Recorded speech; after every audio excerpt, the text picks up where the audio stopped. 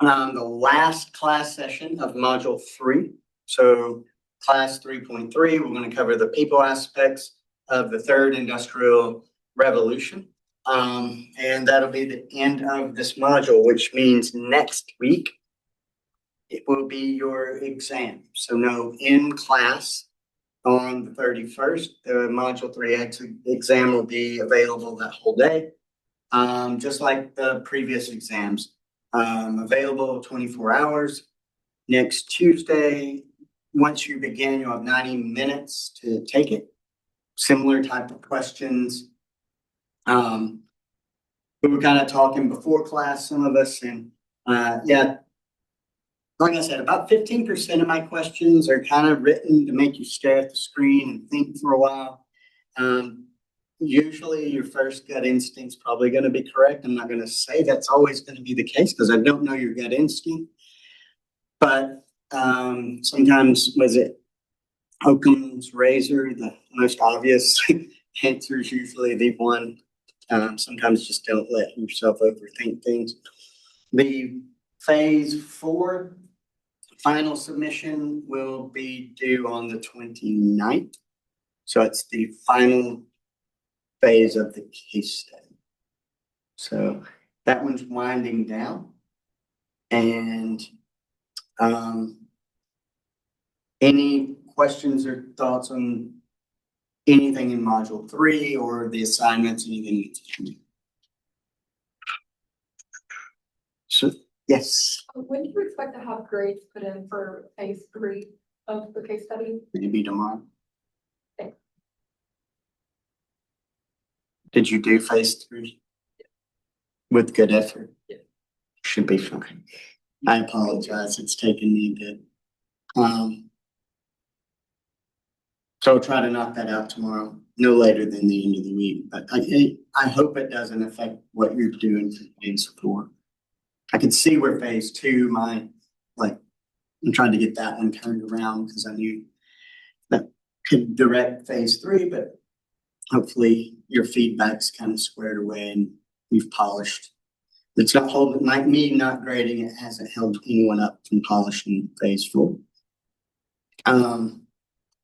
And so then we'll have 3 class sessions in April on the 4th Industrial Revolution and beyond, and the final. So that's all that we have in front of us. So it's been fun. It closes fast after spring break. So we'll get started today talking about the people aspects of the 3rd Industrial Revolution. And we're going to revisit something that we started at the end of Module 2. So in section 2.3, we talked about, in the people aspects of the 2nd Industrial Revolution, introduced the topic of motivation. And at the time, toward the end of the 2nd Industrial Revolution, we had the Hawthorne studies that were being conducted to improve productivity, but then they realized that there are people that existed, that those pesky things called people had feelings, and we have to start paying attention to it. And there's something the workers are telling us with their behaviors. And then we had Abraham Maslow studying human motivation.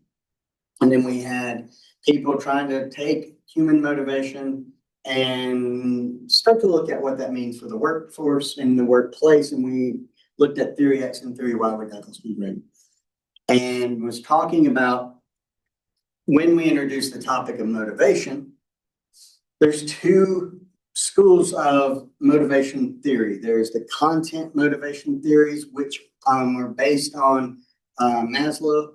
We're going to introduce Frederick Herzberg today as another content-related motivational theory, some really good stuff. And that stuff looks at why people are motivated, why people do things, what drives our behavior.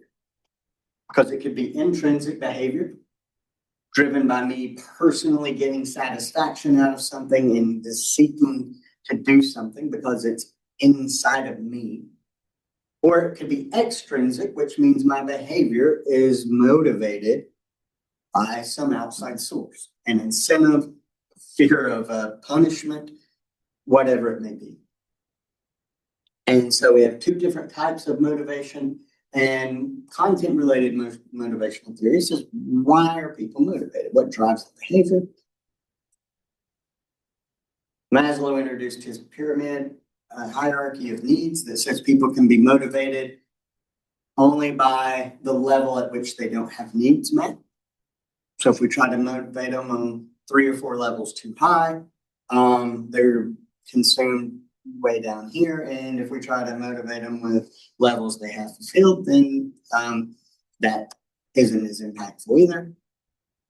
And so the process related theories, which we'll look at in the second half of today's class, are asking how, now that I know why people are motivated and why people do things, how can I get them to do it? Which is, again, classic third industrial revolution management approaches. In session 3.1, we looked at all the different management theories that began emerging during this industrial revolution during the 90s. And it seems like everybody had their own management theory. And a lot of times that was to turn them into consultants to sell books. But had a lot of good stuff as well. Hershey and Blanchard's situational leadership, Tannenbaum and Schmidt's continuum for decision making, the managerial grid. We introduced all those things. And so we'll see with process related motivation theories, we'll look at more goal related theories in the workforce. In other words, now me as management, now that I know why people's behaviors happen, how can I manipulate that behavior in the workforce so that they can experience these things that Maslow told me they were looking to experience? That's me being cynical, but that is kind of what happened with the goal related theories. But I do want to cover one more individual and his theory, and that's content related, and that's Frederick Hertzberg, one of my favorite. I'll move the dot off his forehead. One of my favorite psychologists. He built off of Maslow's stuff and did a lot of electroshock therapy research, but was really interested in how does psychology apply in industry, and wrote a couple of books. The articles, the one article that I shared with you that I wanted you to read is called One More Time, How Do You Motivate Employees?, where he introduces some of the results from some of his research in the area of motivation in the workforce. And so he looked at and proposed that there is a difference in motivation and manipulation. Whereas motivation, intrinsic or extrinsic, is behavior taken to benefit the employee. But me as a manager, if I start to do things and to introduce things into the environment to get behaviors from an employee, that tends to be manipulation. And so he looked at it as, he used the term KITA, which stood for kick in the ass, kick in the pants. And he said those are things that management does to manipulate employees to try to get a certain type of desired behavior. And he said there's 2 types of KITA, negative and positive, but both are manipulation. So the negative KITA is, if you ever heard of the stick and the carrot, negative KITA is punishment, the stick, force, either physically or psychologically. So just like parents raising kids, negative KITA could be don't do this, or this negative consequence is going to happen to you, whether it be psychological or physical. Hopefully, at least in the workplace today, there's not a lot of negative physical KITA. Hopefully we're not beating people in the workplace, but I guess we could technically put them in dangerous situations if they weren't giving us behavior that we desired. But the stick is negative Kita, and then the positive Kita, which is still manipulation. And in Hertzberg's work, he said that sometimes can be confusing because it seems like a nice thing and a good thing, but the carrot is luring people in to do the managers or the employer's bidding, get desired behavior that benefits the employer by offering something positive, a reward, an incentive, favor. But Hertzberg argued that whether it's positive or negative Kita, that's not motivation because it doesn't come up from a place of questioning what benefits the employee. It comes from what benefits the manager or the organization. So that was some of the contributions from his research that he introduced. And then some of his studies really started to discover some stuff that I think is really eye-opening. This was a study that was done and replicated multiple times, over 1,600 participants from various industries that you can see written. And they asked them two things. Describe an event that you found extreme satisfaction from in a job, and describe an event that led to extreme dissatisfaction in a job. And based on those descriptions, and if you're not familiar with psychology research, a lot of things that they'll do is they'll take written accounts of things and code it into semantics, meanings, group them, do analyses on them. And there was the group at the bottom here were categories of things from descriptions that most commonly appeared when people were describing dissatisfaction. So in other words, when people said this is an extremely dissatisfying experience at work, a lot of times it was due to company policies or their supervisor, relationship with the supervisor, salary, what they were making or not making. And then they also looked at what showed up most frequently when people were describing positive experiences in work. And they were things associated with achievement, recognition, enjoying the actual work itself, what they were doing, opportunities for growth and advancement. So he saw a clear line of things that tended to be motivating when people report these are things that were extremely satisfying, and things that could only dissatisfy you when they exist or don't exist. And so he introduced what he called a two-factor theory on motivation in the workplace. And the two factors are hygienes and motivators. And so he said hygienes are those factors that can only dissatisfy an employee when they don't exist. They don't satisfy. And those things tend to be expensive.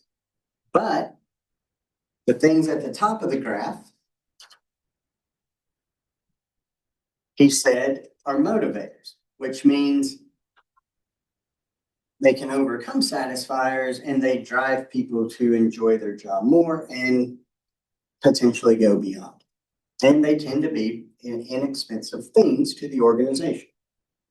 So the point was, a lot of times companies will put a lot of effort into these hygienes, thinking that that will, quote, get more out of an employee, where employees are reporting that they gain the most satisfaction out of these things on the right and are only dissatisfied when there's issues with things on the left.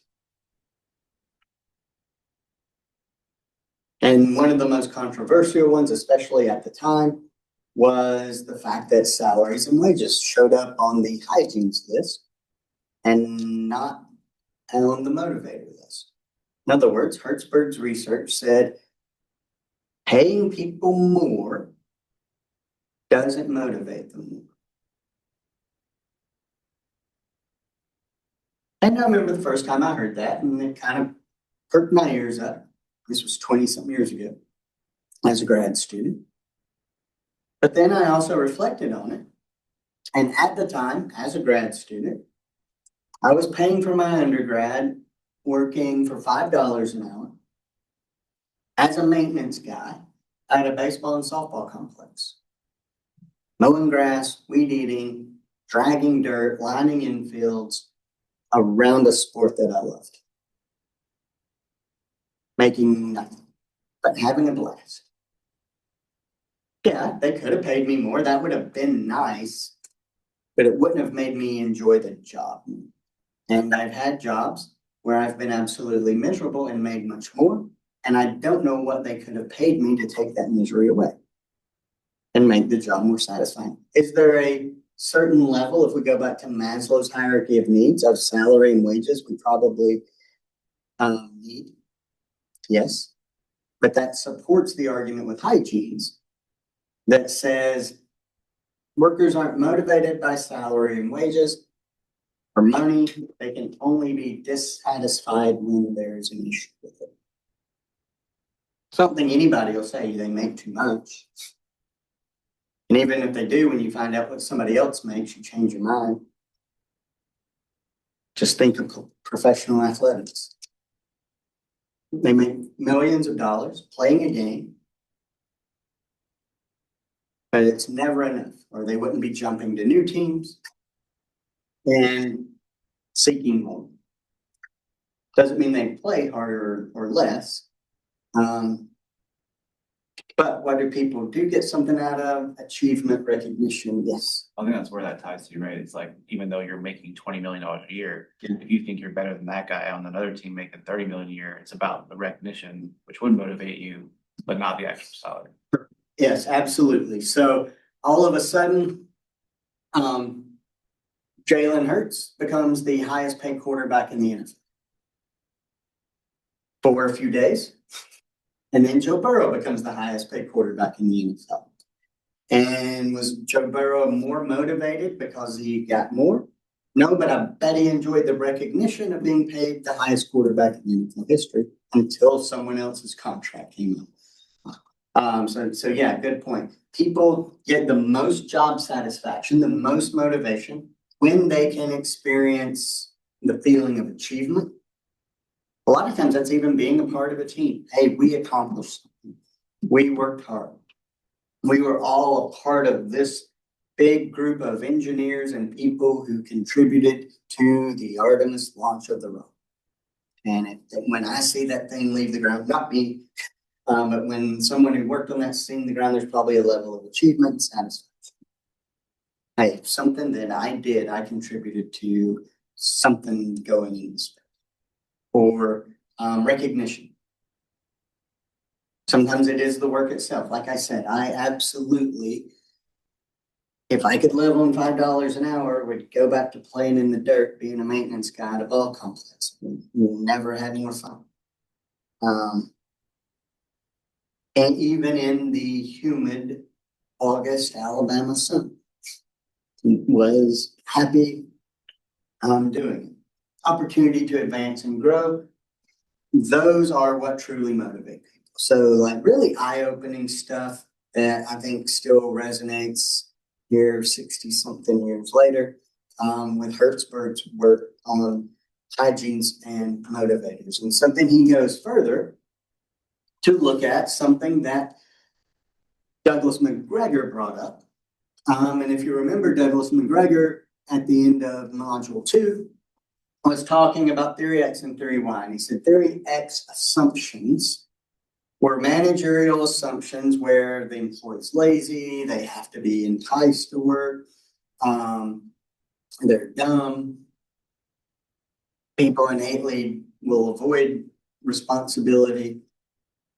And Douglas McGregor said maybe if we adopted another set of assumptions as management, would that view our job differently, or would we manage differently? If I assumed people want to work, if I assume people want responsibility, if I make these theory Y assumptions, will that change the way I lead and manage?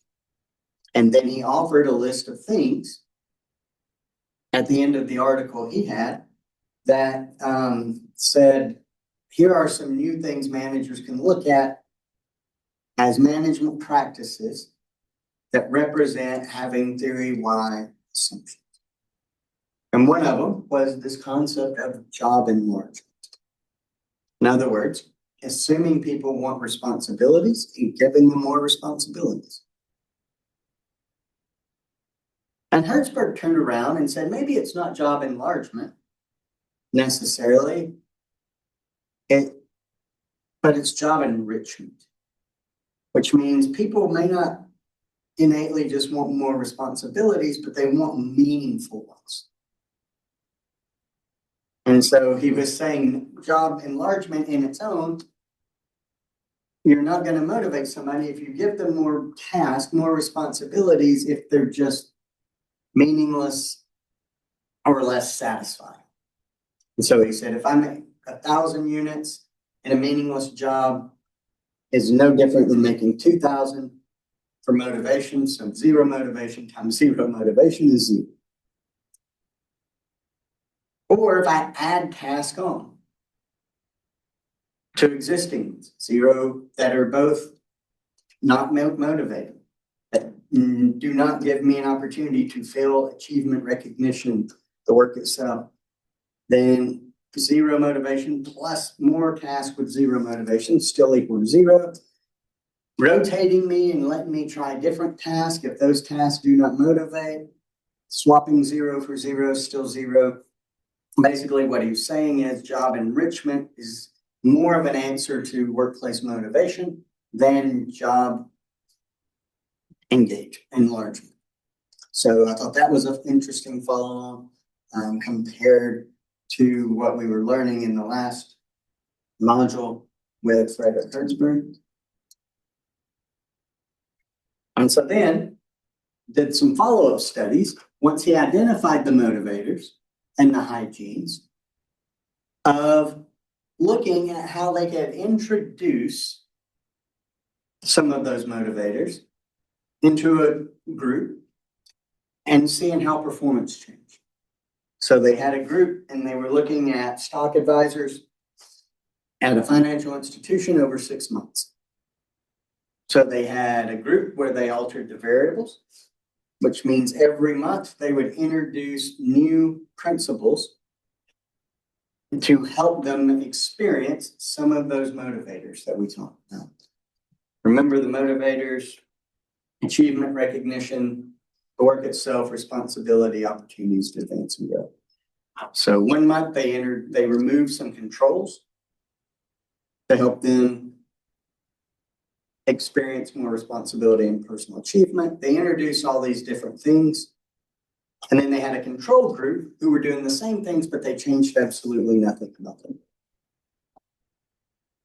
And at the same time, they didn't change any variables that had anything to do with dissatisfiers. So in other words, they didn't introduce anything that changed company policy or wages or supervisors or anything like that. They held those variables consistent to study what changes introducing motivators into a group might have on performance. And here were the interesting results. So they surveyed them at the beginning and at the end, asking how satisfied they were in their work. And then they had a performance index based on the people that they were doing stock advising for. And basically the dark line is the achieving or experimental group that had the changes introduced, and the lighter line is the control group. So if you notice, even the baseline at the beginning, the control group was actually already performing higher than the achieving group. So they just randomly chose people, and some they would alter. They put some in a group that they randomly chose, in a group that they were alter behaviors or variables, and some that they would not. And the ones where they would not were performing higher to begin with. And after the first couple of months of changes, performance actually dropped. But then at an inflection point, the performance in the group who had the motivators introduced rapidly increased. So their findings suggested that the initial drop may have come from people being uncomfortable with the changes and the new freedoms that were introduced. In other words, they didn't trust the situation or they were just not used to it. But then once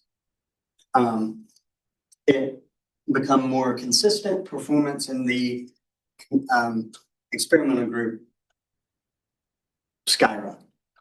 I was thinking it's interesting because it started in April, but the decline started in February. So either it was independent, it was like something going on with the company, or maybe they told them they were gonna do this in February, people got nervous. And because both groups dropped initially. Yeah, It was just- I noticed, I've always noticed that both groups dropped too. And then that bracket on the bottom, like actually started in April. Yeah, where And they then so if were. you start them both from there, it seems more significant Right. that still was more of an initial drop in the new group, but then they just skyrocketed. Yeah, I've always thought that too. It's like even before they introduced change, they let them work 2 months without. And then when they started introducing them, I'm assuming like they told them they're gonna do that, so people got, maybe you got peek out in people's heads, like, oh, they're gonna, let's do this experiment, and they were distracted. that could be a fair assumption. We don't know for sure. But like in that same month, after month one, when they introduced the first change in April, there was a drop in performance in the experimental group and it actually went up in the control group. And yeah, they were both dropped. And so, yeah, maybe there was some communication there that something was going to happen. And then once they got used to it, performance spiked greatly and absenteeism was much less. So at the beginning, before the experiment, a little over 40% of each expressed that on a range of 0 to 80, the average score was a little over 40 when asked questions about job satisfaction. At the end of the study, the control group's job satisfaction dropped, and the experimental group who experienced the motivators greatly increased. So interesting stuff. I've dwelled a lot and looked at both Maslow and Hertzberg, his motivation theories. I think the hygienes kind of mirror the first 2 levels of Maslow's hierarchy, like the theory X assumptions. And then the motivators are things that you experience more at the esteem, at the belonging, at the self-actualization level, achievement, recognition, things like that. So very informative to us in engineering management and management in general in terms of what drives behaviors and job satisfaction.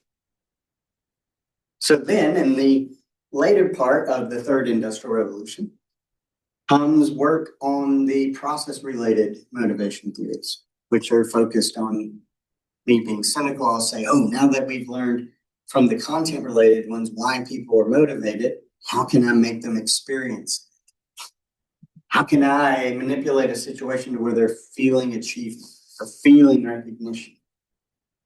And so there was a handful that are more process-related that we'll look at: manage by objectives, equity theory, expectancy theory, and goal. And there's more. I chose those as the most impactful ones. One of them, one of the most influential management researchers, probably in history, but definitely during this time, was a gentleman named Peter Drucker, who was a business consultant, professor. And one of the things he was famous for was being embedded for a long period of time with General Motors. So he was able to get access and be embedded with their executives and see the inner workings of the organization for a long period of time. And he used what he learned to publish one of his books called The Effective Executive. And in that book, he spoke positively a lot of the things that he learned at General Motors, but he also criticized some of the practices. and was swiftly disenfranchised by General Motors. I guess they didn't want to hear anything negative. With a couple of major contributions from Peter Drucker. Beyond that, in that same book, The Effective Executive, he coined a term, knowledge worker. So knowledge worker, in his mind, in the book, he was saying there's this new type of worker that maybe need to be motivated differently. In other words, the traditional, back in scientific management, you had your physical worker, your laborer, and maybe theory X assumptions, maybe Kita type motivation, manipulation was effective there, but this new breed of worker, the knowledge worker who's working with information, maybe those things don't apply. Again, as somebody, when I was going through undergraduate, and the first time I ever was introduced to the term knowledge worker as an undergraduate, I was working as a maintenance guy. And so like I kind of took offense to that. It's like I think I work like with my body every day, but that doesn't mean I don't think. And but I think he was talking about the main task of the job beyond the nature of the person doing it. But I believe pretty much every job involves some level of working with information and knowledge. And I do think that while managers, at least then and less now, but still to a degree can get away with the old school management thoughts, there's no one that the newer school thoughts is not more effective. And it doesn't matter. The way people are motivated and the type of job they have are not connected. Humans are all motivated not by the same detailed things, but by the same motivators and hygienes, whatever feeling achievement looks like, whatever getting a sense of recognition looks like in whatever field are the things that truly do motivate people. Another major contribution from Peter Drucker that a lot of you, myself included, probably still are involved in to some degree on one side or the other or both is performance evaluations based on what he called management by objectives, which was basically working with each employee to set goals of what they should achieve over the evaluation period and measuring and evaluating them based on their performance versus those goals. And so there were positives and negatives that come from that, but regardless, that is still the basis for what a vast majority of organizations still use in their performance appraisal process. Define the goals of the organization. Then for each employee, say, what do you want to achieve? Usually annually, which that was one of the arguments from Edwards Deming. Remember us talking last week, he referred to basically, and he criticized Drucker, but Deming basically said performance appraisals, annual performance appraisals are like final inspection in quality. You'd find out something's bad after it's already happened, and a lot of times way after it's already happened. Then step 3, after we've defined objectives for each employee, continuously monitor performance. At some point, do a performance evaluation to get feedback. And then at some point, that's what you base the appraisal on, the raising. And that's very common now, even today.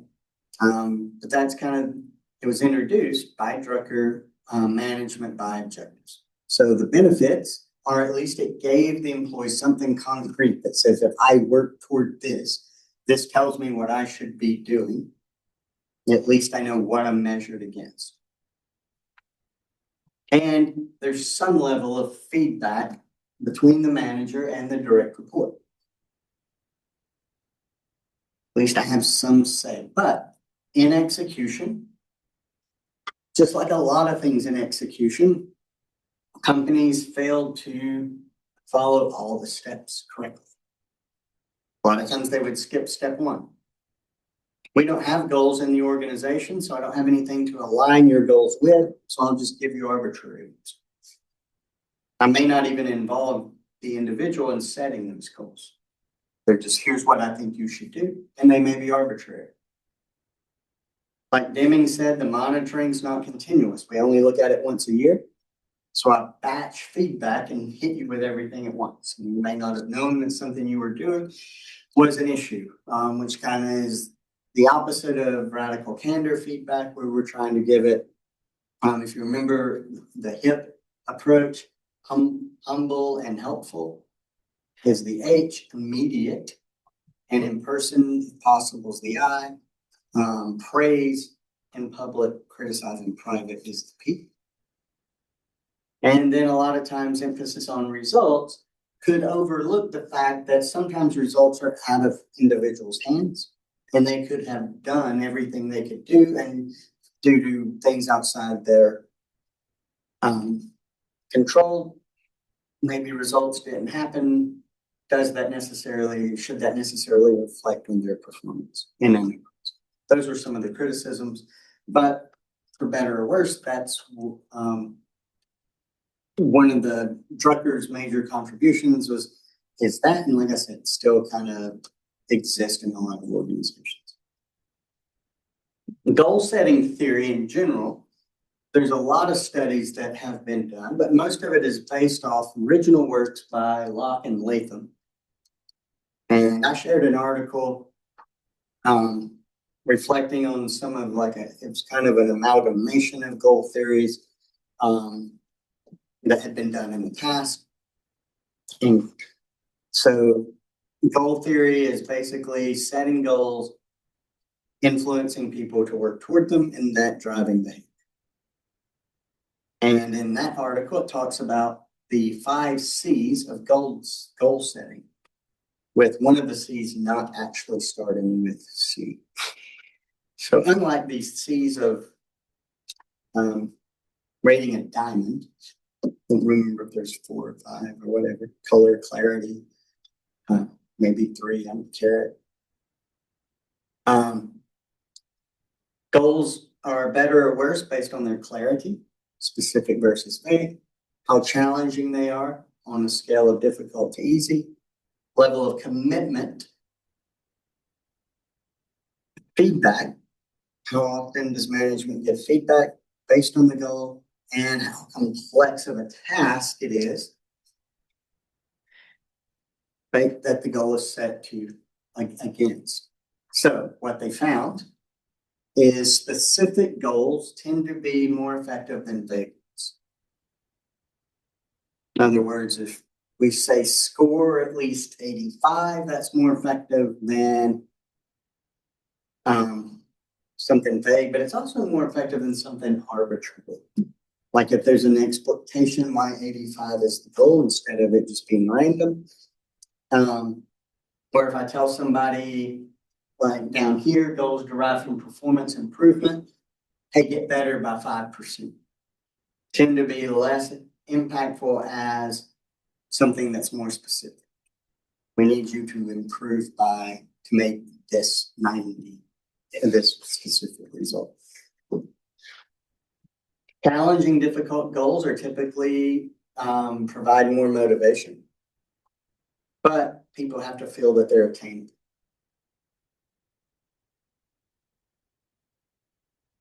If someone has a say in their goals, and they're not just assigned, if they're negotiated or if they have a say in it, they are more likely to accept it and be more committed to it.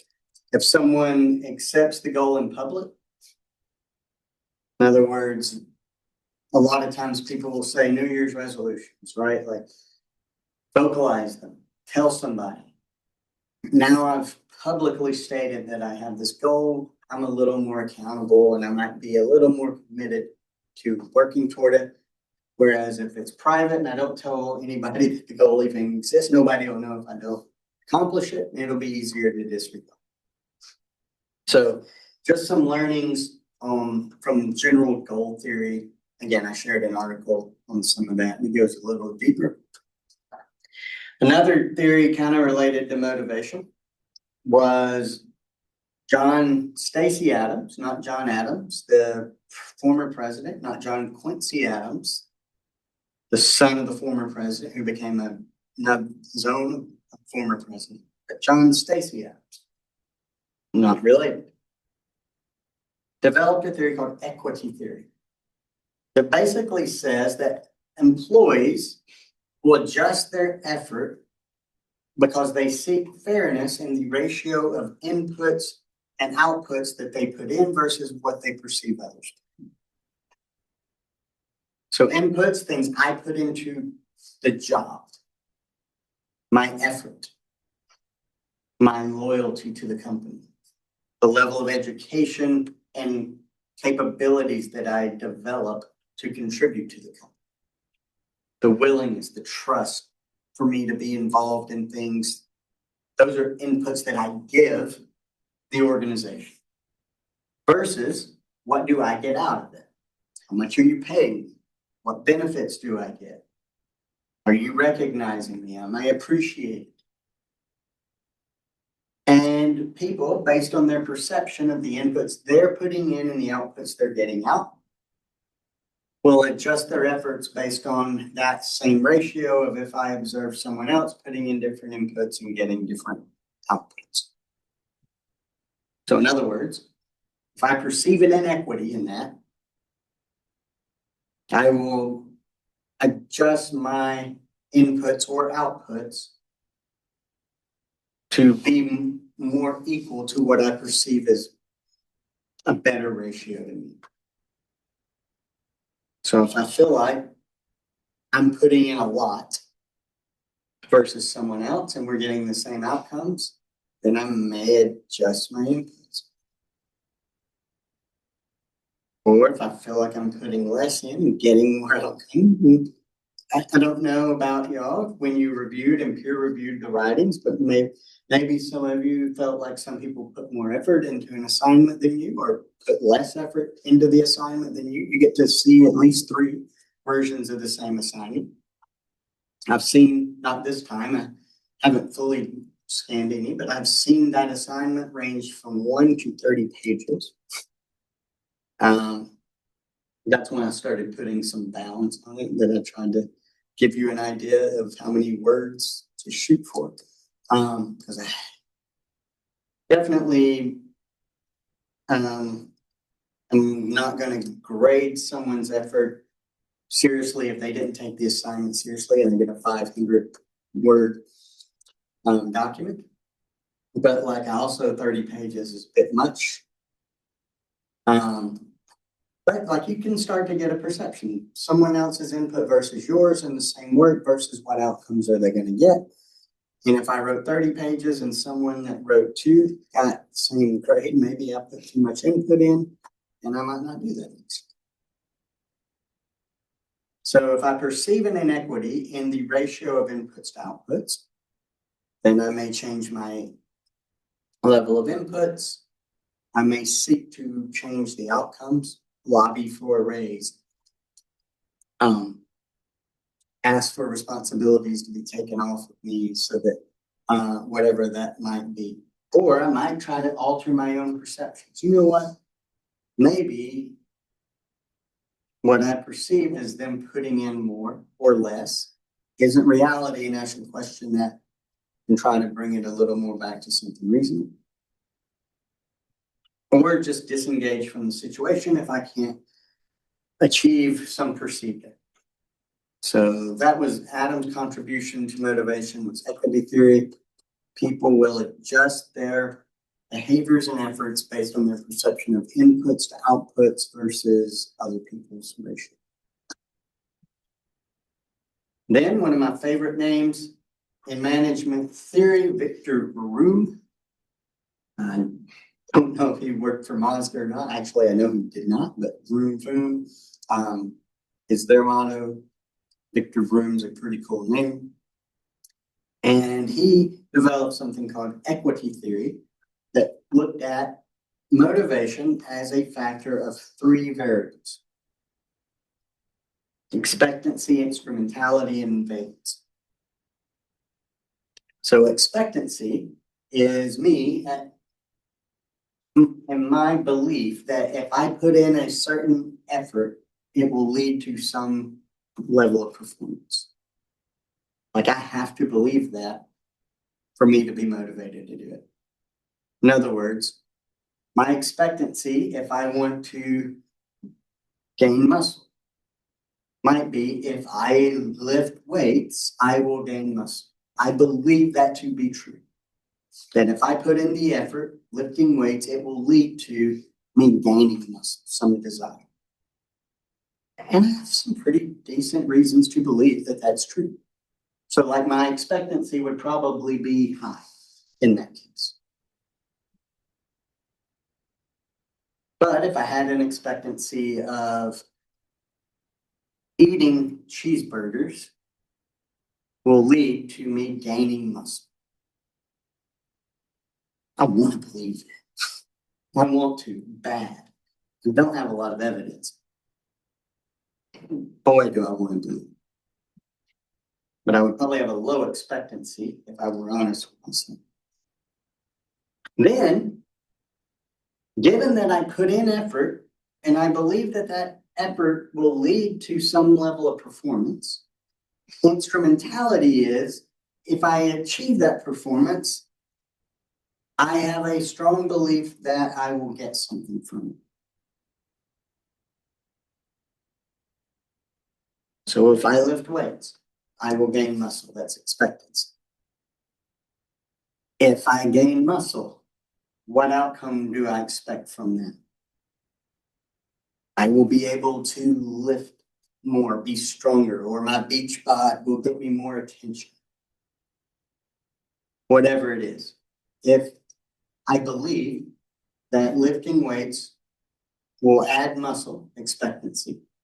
But will that adding muscle get me some outcome that I desire? That's instrumentality.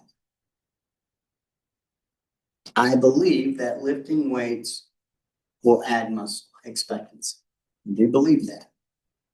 Instrumentality would be that once I gain that muscle, it will make me better at making this.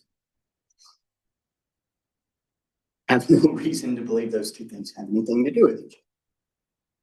So my instrumentality would be low in that case. And then valence is how much does even getting that reward or outcome matter to me?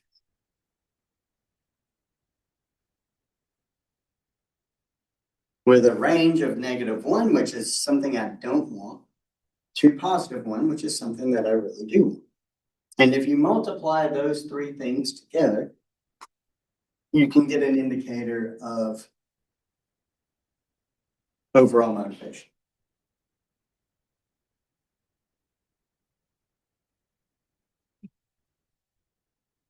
So what does that mean? It means I can start to try to understand my employees. We're going to talk about something in probably the last class. When the next module, module 4, we're going to revisit the last half of Radical Kin. And in part of that, we'll talk about team building and understanding what motivates each individual on your team. And it'll talk about having 3 career conversations with each member on your team. And one of them's the life story, one of them's the dream job, one of them's the action. And we'll talk more about that in detail, but the whole purpose of it is to understand each person more and what drives them and what their values are. And if I can understand that, then I can understand people's failings.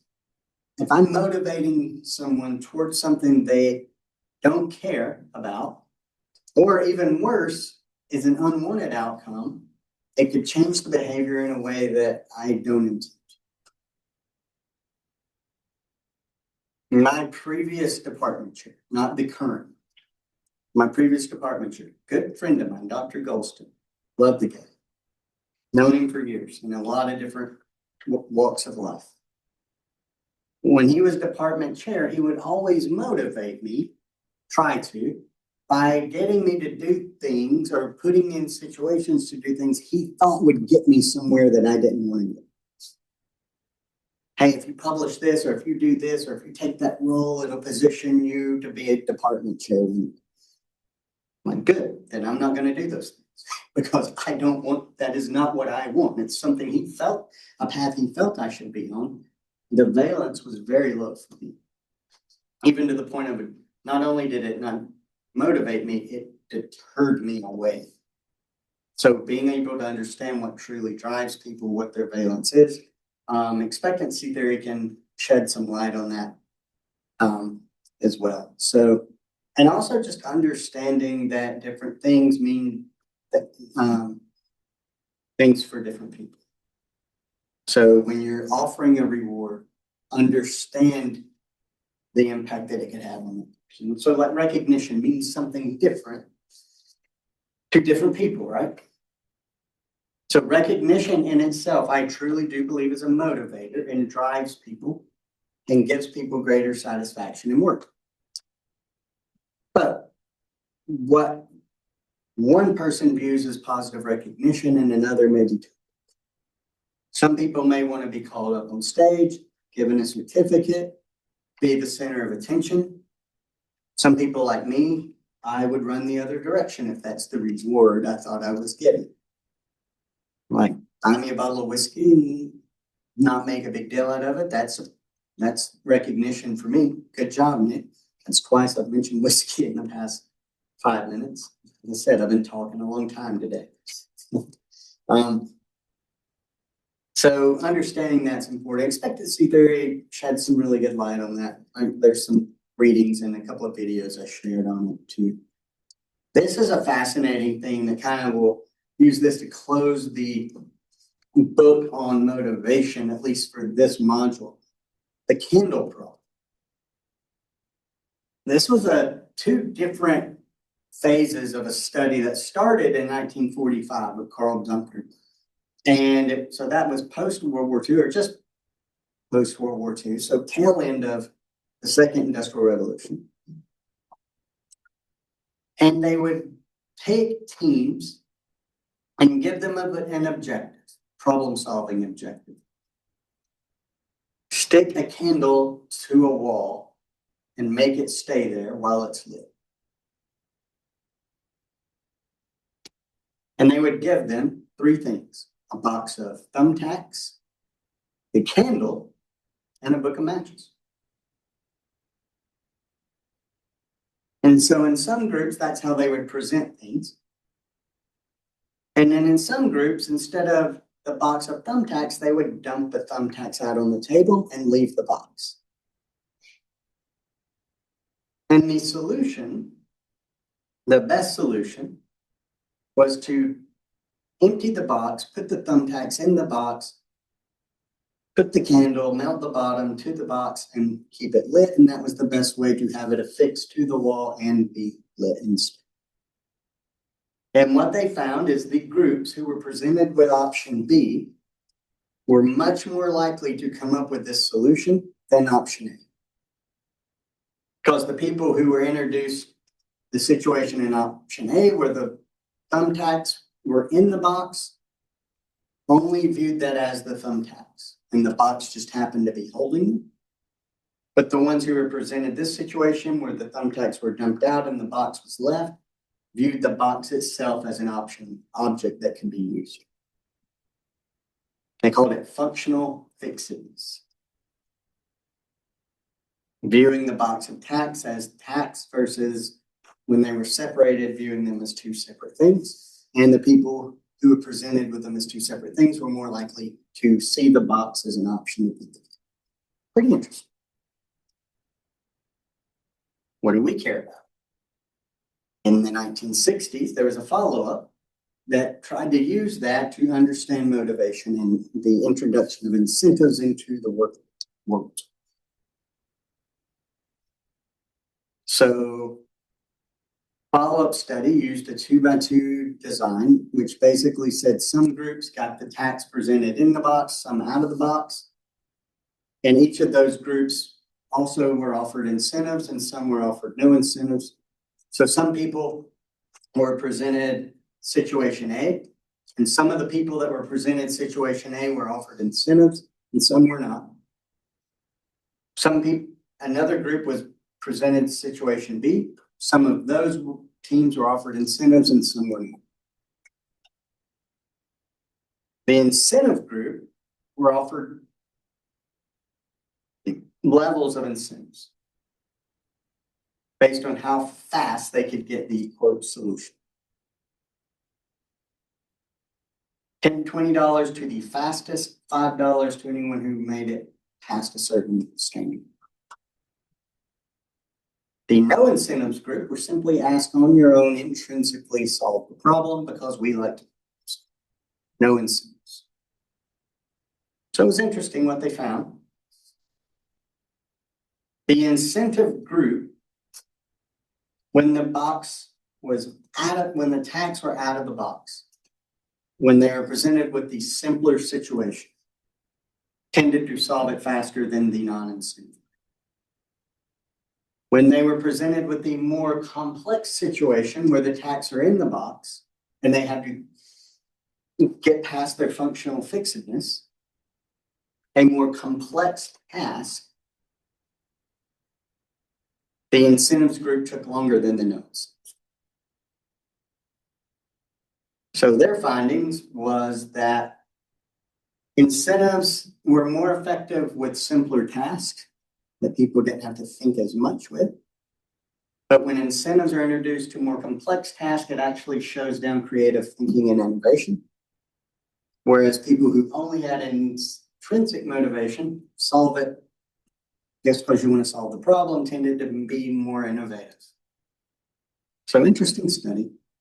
Always like to cover it. And it also changes with workforce culture a lot of times too. This was something I pulled from a book called The Toyota Way to Service Excellence. That was comparing individualistic cultures, which reward only individuals, with collectivist cultures that reward teams, and routine tasks versus innovation. And like I said, rewarding individuals with incentives and simple tasks can be effective, but when it comes to complex tasks, offering incentives actually slows them down and limits. So interesting stuff. So the last part that I want to cover in this section, which is people aspects of the third industrial revolution, is I'm going to shift gears away from motivation and look at another people aspect, which is engaging partners outside the organization. In other words, the shift in thinking of an organization to also view suppliers and customers as part of your organizational ecosystem. So the study of the supply chain world become more common. So I wanted to cover a fascinating, to me, evolution in business that sometimes gets overlooked. The introduction of the standardized shipping container. Not a very sexy innovation, right? I mean, y'all seen them. They're the big metal boxes that semi-trucks pull cargo down the interstate in. You see them on ships. You see them on ships in the harbor waiting to be docked in the port of Los Angeles with all of the stuff that you ordered from Amazon on it, but the dock workers are on strikes and nobody's unloading it. You've seen those things in the news over the last few years.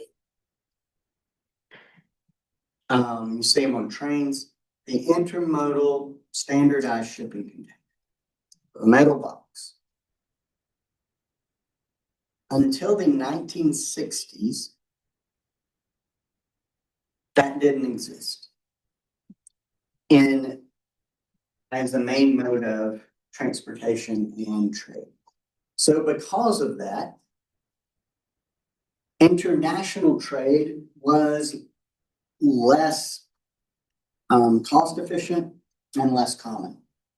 If you remember training with an industry that we talked about, that was introduced in module 2 and during World War II to get productivity up. And we said one of the crises that caused the formation of training within industry was the fact that demand for stuff went up during war, and the people working in the factories, our supply chain was very domesticated at the time, were being drafted to go into war. Now we have a lot more global supply chain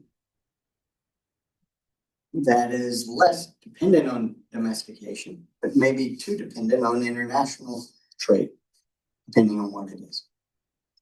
But international trade only started to make sense with the introduction of the standardized shipping container, because before that, goods were shipped and they were what they call bulk packed in the hatches. So this is a ship hatch. So instead of the big containers that have lots of cargo, they're individual pallets and boxes that were just put into a ship hatch, and they had to be unloaded individually. So you can literally see an assembly line of people carrying boxes out. Shipping cost was 60 to 75% of it was not the actual cost of shipping, but the labor to load and unload.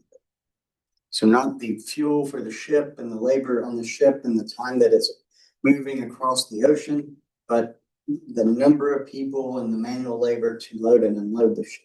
It was very dangerous, both for individuals and for your goods that were getting stolen and damaged. If you fly a lot and your bags get tossed around and baggage claim and busted up, like they don't last very long. So imagine cargo being tossed around in barrels and boxes. And then came along a guy named Malcolm McLean, who was a trucking mogul, who had the idea of, instead of taking things out of a truck, loading it onto a ship, having all these individual boxes and pallets, his first thought was, what if I just put the entire truck on a ship instead of unloading it into the ship's hatch? What if I just put the whole truck on there and ship the truck? And that idea ultimately led to, maybe I don't put the whole truck on there, but what if I have a standardized box that's the same size as the typical truck trailer that can be taken off? And what if that same box could be put onto a rail car? And that same box could be put onto a ship. And then that entire container could be taken to a dock and unloaded by equipment instead of the things that are individually in the container being unloaded manually. So he started to tinker around with that and had some of the first iterations of the shipping container. Drastically cut down loading and unloading time. Ships would be at a dock being unloaded for 3 to 6 weeks in the old way. They can do it in 1 to 3 days now. I did a lot of work at the Port of Mobile and the Port of Los Angeles, applying lean to seaport operations, spent plenty of time at container companies. It's fascinating to watch. The less time a ship spends at your port, the less you have to pay that ship. Because if you take too long to unload them, they charge something called demurrage, which is a tax that says you're keeping my ship from getting to the next port because you took too long to unload it. So every day that they could unload something faster, that's money the port saves. But the big thing that the advantage is it made intermodal transportation seamless. Because now we can take that same box off of a ship and put it onto a truck chassis and put it onto a rail car without any modification. We greatly reduce shipping costs, greatly increase the opportunity to do global trade. And now 90% of the world's purchased goods are moved with containers. The clothes that you wear probably were moved at some port across the world, across the country, in a shipping container. The electronics that you're using. Almost everything. So a little thing that's just a metal box become one of the most impactful innovations of the 20th century. But it wasn't embraced immediately. Why? The types of ships that were needed to carry these containers were bigger and needed different types of ports. Deeper ports needed to be built. The Port of Mobile is one of the deeper ports in the southeast. Can accommodate container terminals. A lot of the old port cities that would not adapt to the new ports died, and new cities popped up that would build ports and harbors with deeper water to accommodate these new ships. So there's that Luddite resisting. We're resisting adjusting the way we've always done things to not adapt this new technology versus people who were willing to.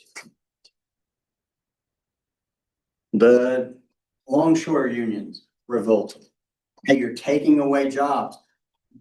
There's thousands of us that just hand boxes to each other, and now you're saying you don't need us. The trucking industry was very regulated at the time and very regional and resisted it. But then new companies formed who didn't resist it, and they become successful, and the old ones went out of business. This type of thing happens all the time. So that's part of the repeatable cycle I keep wanting to emphasize that happen across all the industrial revolutions. This is a picture of a container ship and how they arrive at a port. This is a crane that would unload. This was actually one that I worked with at the Port of Los Angeles. And these cranes take the containers off, set them right down on a chassis, usually go into a container yard where they're managed until they're put under a rail or a truck. And that same container is transported on the highway or up the river. A lot of times they're also go put them on a barge and get to their destination of some warehouse where they get cross-dock distributed. It's much more efficient now. But even with this introduction of this new technology, and again, technology is relative, metal box considered technology. Just like I say, technology is like a Tennessee marriage. It's all relative. It took major events to push the adoption more widely. So in the 50s, he was introducing it. Early 60s, it was there. There was the resistance. But then a major event caused more mass adoption of it, proving it out. So the Vietnam War, the U.S. involvement in the Vietnam War, 1965, very disorganized logistics systems. Material handling was expensive. It was inconsistent getting goods and supplies to troops. And Malcolm McLean saw an opportunity and approached the government and signed a contract to use 7 of his ships and containers to transport goods to Vietnam. More efficient. But here's where it really made the jump. So wartime, adoption of it, successful use, proved it out, accelerated the adoption. But he also noticed, hey, while I'm over here in Asia, and I just delivered these goods and we emptied this container, what if I take advantage of that empty container and swing on by Japan? They're rebuilding their economy. Let's start importing some things from them. And that's where it really grew. So the metal box, the standardized shipping container revolutionized supply chain and global trade and made the relationship between suppliers and customers more important in business during this time.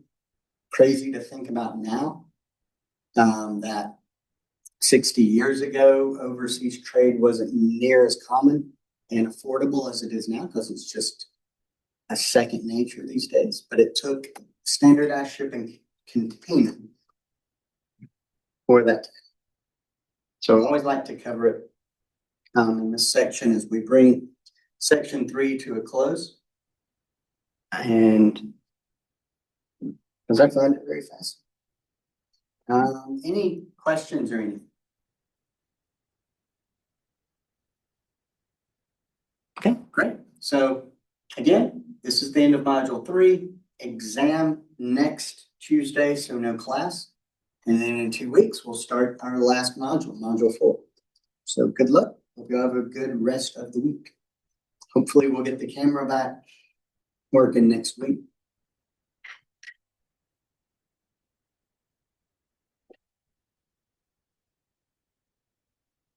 But next week we have